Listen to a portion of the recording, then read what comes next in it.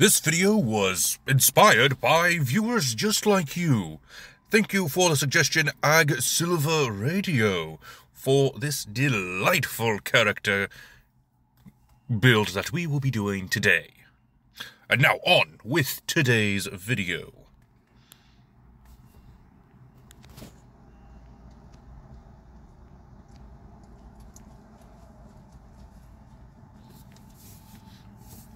Greetings, my dear viewers. It is I, Drahon, and welcome back to Pathfinder Hero Flux. That is fluctuation.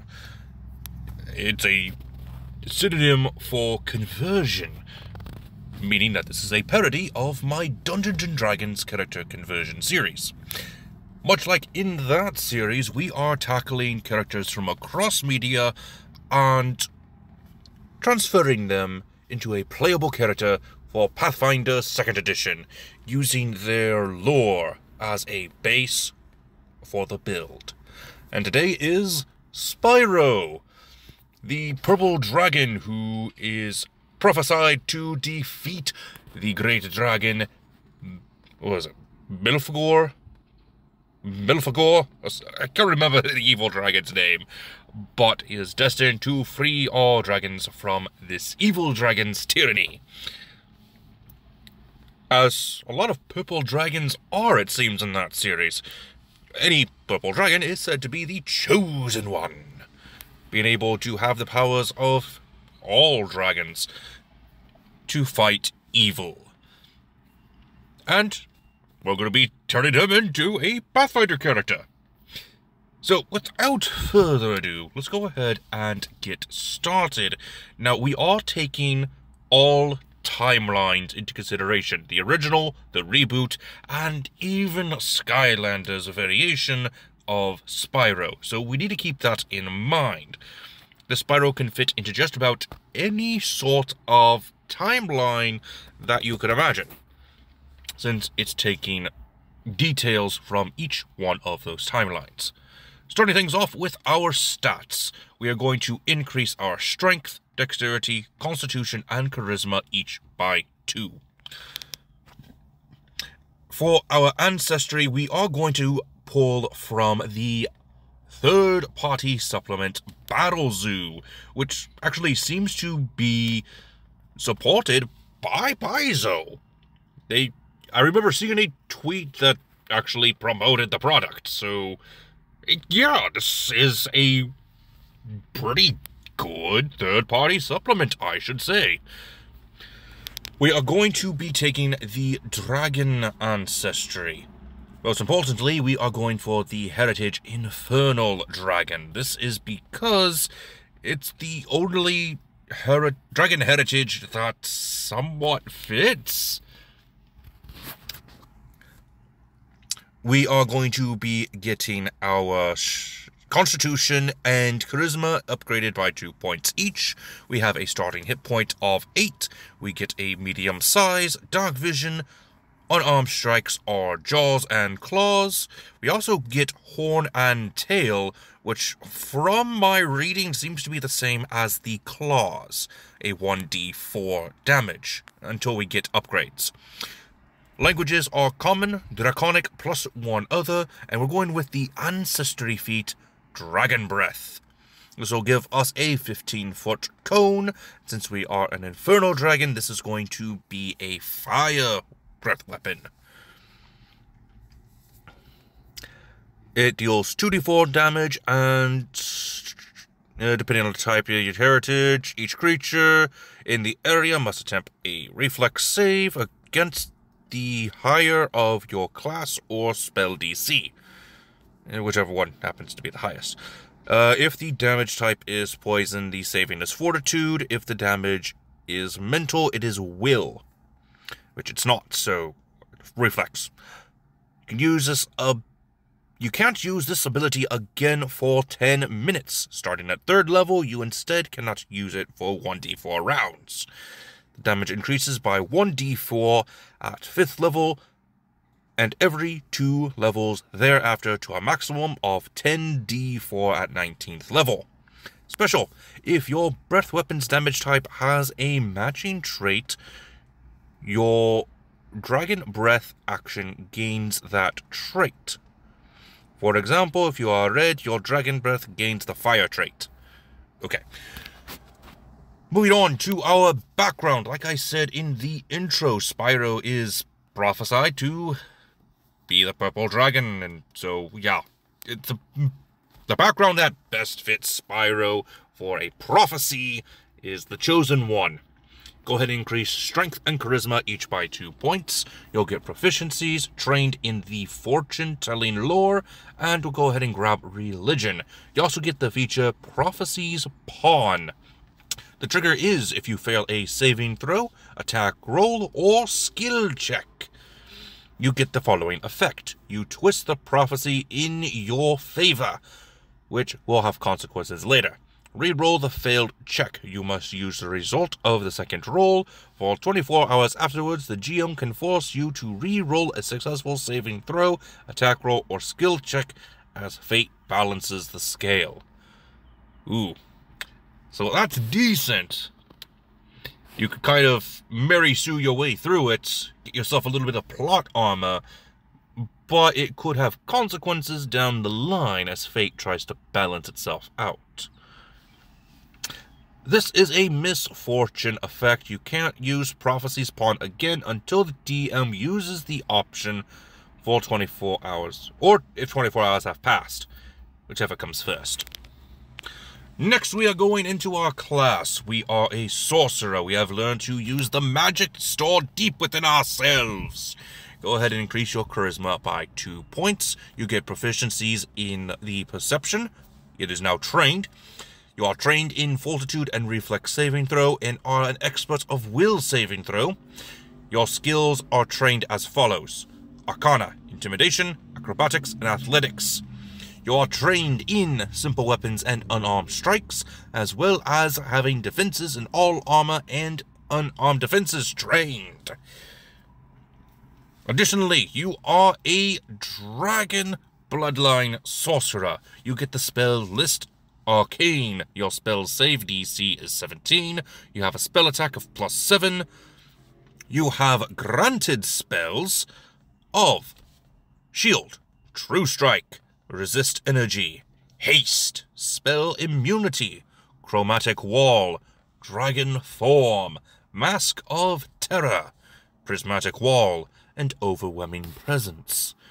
Your bloodline spells are as follows: Dragon Claws, Dragon Breath, and Dragon Wings. That is if you get up to Greater, which I didn't go Greater on this one, so the only ones you'll be getting are your Dragon Claws and your Dragon Breath. You also get Blood Magic. Now, as for your specific bloodline, I had to choose Silver Dragon. This will give our Dragon Breath of the Greater Bloodline feature a cold breath, which makes sense because in the lore he is able to switch between fire and ice more often than not. He also gets access to other types of breath weapons, but that is for the spells to decide.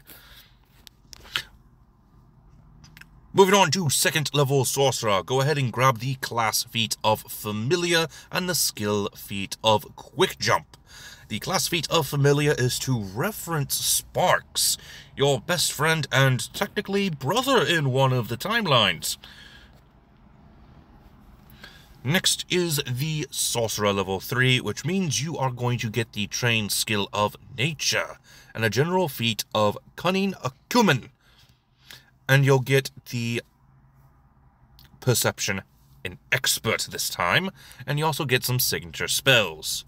Moving on to level 4, we're going for the class feat Draconic Ravager Dedication, as well as the skill feat Titan Wrestler.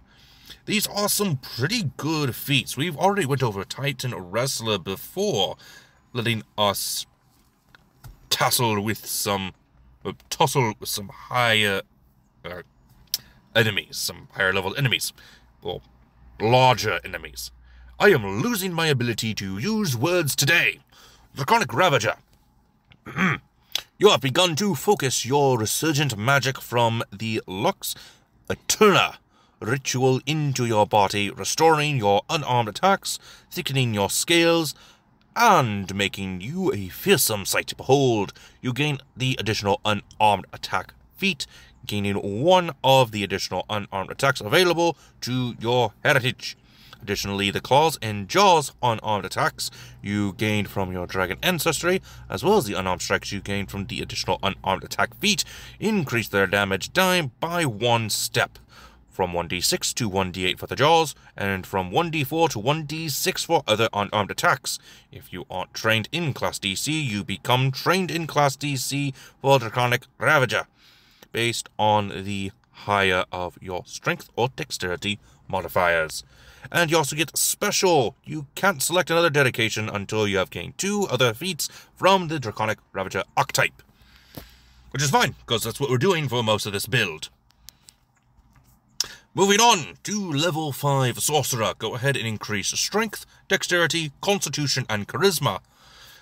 Your Strength, Dexterity, and Constitution are going to increase by 2, while your Charisma is going to be increasing by 1, since it's getting very close to 20. You now are an expert in the Arcana skill. For your Ancestry feat, where you're going for the Empowered Wings. You've sent enough magic into your wings to begin to restore their original function before the Lux Eterna ritual. Though it will be some time before they can carry a creature of your mass into the air, when leaping horizontally, you move an additional 5 feet, and when long jumping, you can move up to 10 feet further than your athletics check result, though still with the normal maximum of your speed. Additionally, you remember flying and catching yourself as you fall, and your wings have become strong enough to attempt to arrest a fall even though you don't have a fly speed. You also have Magical Fortitude, giving you an expert save of Fortitude.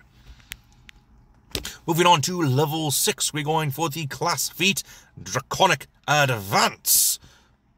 This gives you you surge into battle with a rush of speed.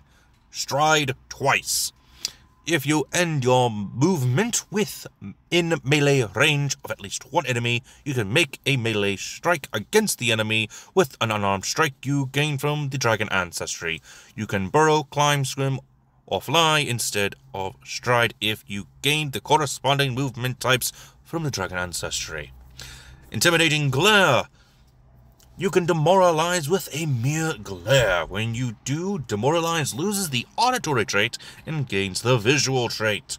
And you don't take a penalty if the creature doesn't understand your language. Very nice. Moving on to level 7 Sorcerer. We are now experts in the athletic skill.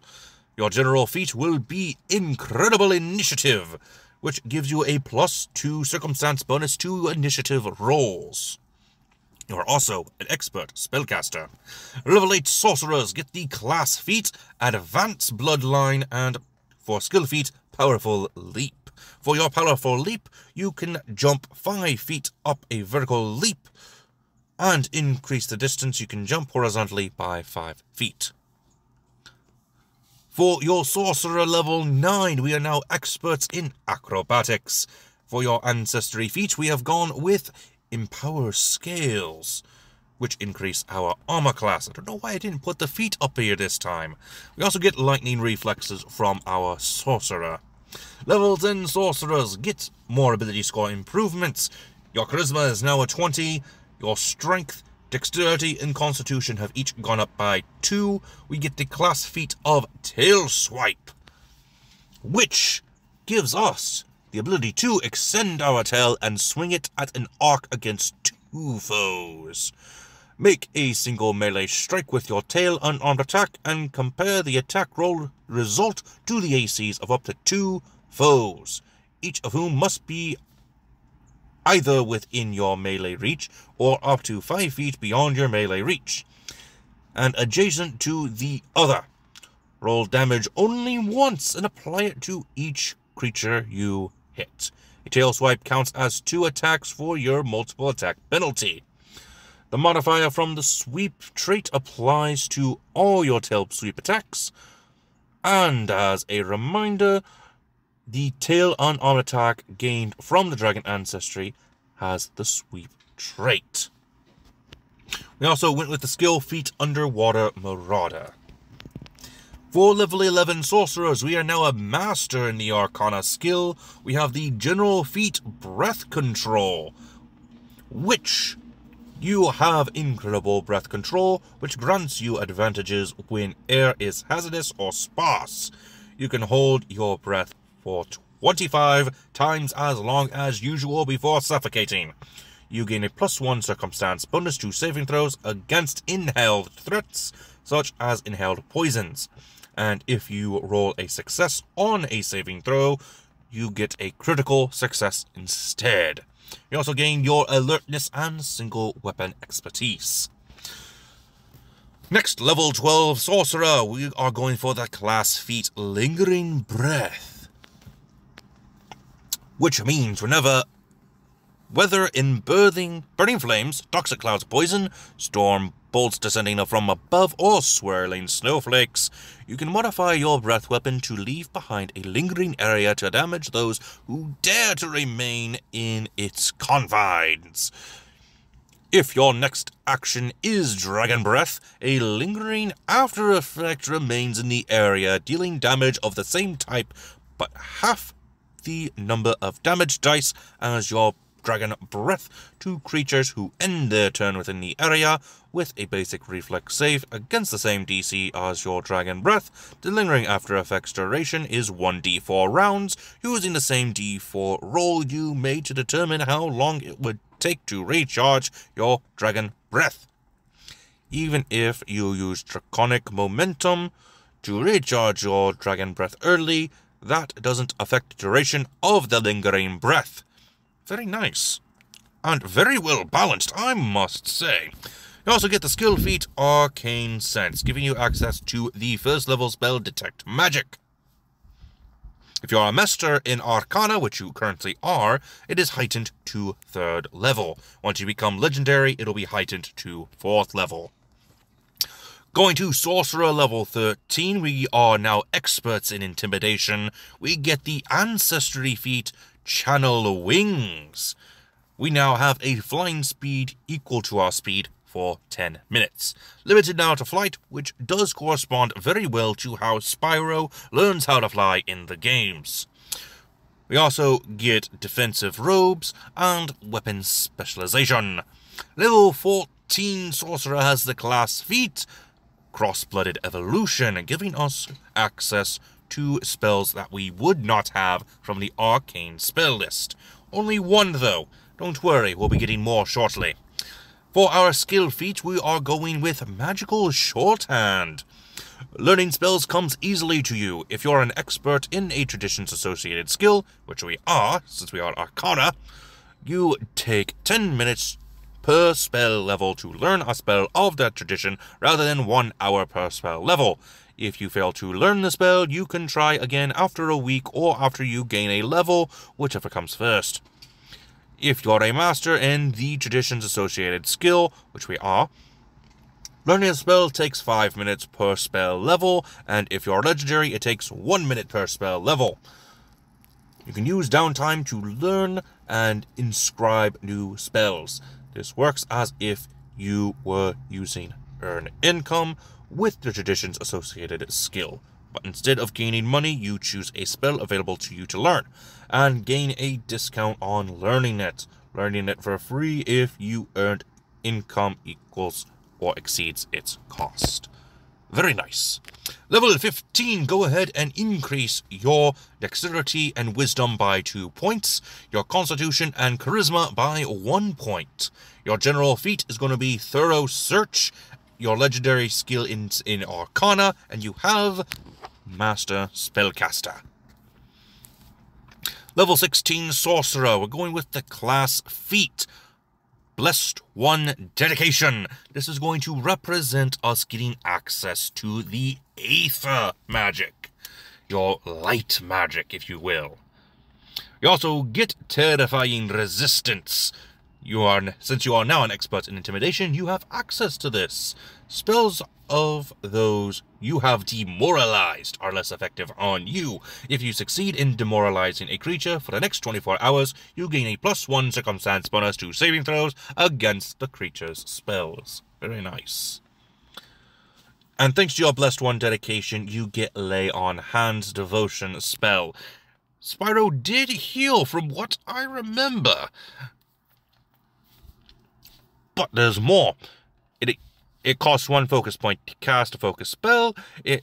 This feat grants a focus pool of 1 focus point that you can recover using the refocus activity. You can refocus by meditating.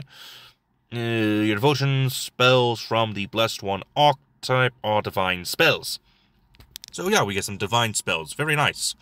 Level 17 Sorcerer. We get Intimidation up to a master level skill, and we're going to get Ancestry feat, Ride the Breath. You concentrate your breath into a powerful line and then evoke your entire body into the energy or matter of your breath weapon, traveling along with the attack. Creatures in a line with a length up to 120 feet take 18d6 damage from your heritage's associated damage type, with a basic reflex save against the higher of your class or spell DC. You rematerialize at the other end of the area.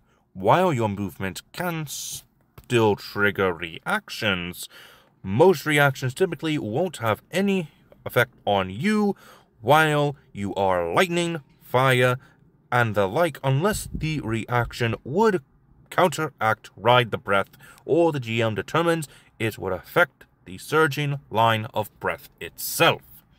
You also get the feature Resolve, which is pretty nice. Level 18, we're going with the class feat Furious Momentum. Your draconic attacks gain fury and momentum as you continue your relentless assault, growing more and more powerful as you continue a string of frenzied attacks. Your unarmed attacks you gain from the Dragon Ancestry all gain the Forceful trait. We're also going with the skill feat to Angry to Die. You stand up from prone after waking up from being unconscious. You refuse to yield the battle, even after you've been knocked off your feet and nearly killed.